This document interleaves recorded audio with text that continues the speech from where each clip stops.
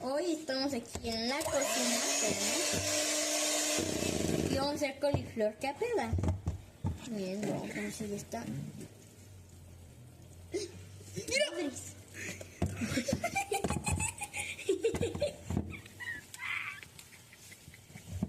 Todavía no estaba bien.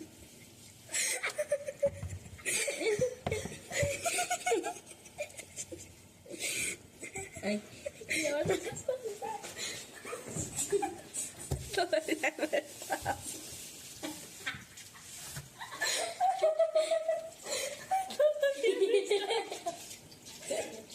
Déjate la mano rápido.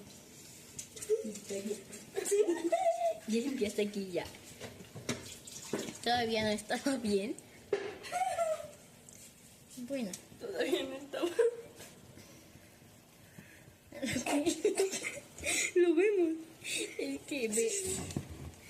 ¿Cómo quedó? Espérate, lo voy a meter. Lo vemos. No, está en cabeza.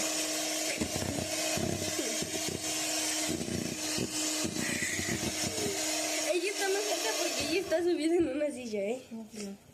Miren, Bueno, ya quedó. porque si me subo. No, pues sí. Bueno, el chiste es de que ya nos toca echarle la yema.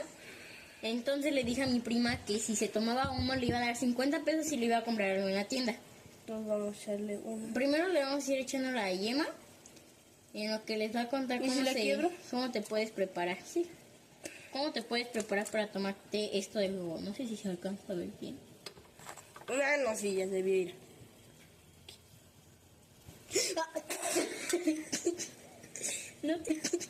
No tengo marido.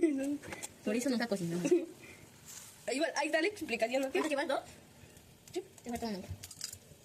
Creo que todavía no estaba, pero es que me da miedo porque me da miedo que le eche No, más. mejor y así. se ponga agrio. Mejor así. Y yo no me lo como, mejor. Es un tutorial de... Sí, porque hay Ya habías estado. Es que yo ya había sentado, pero como que ahorita... Apúrate. Lo voy a caer así. Sí, no, se cayó.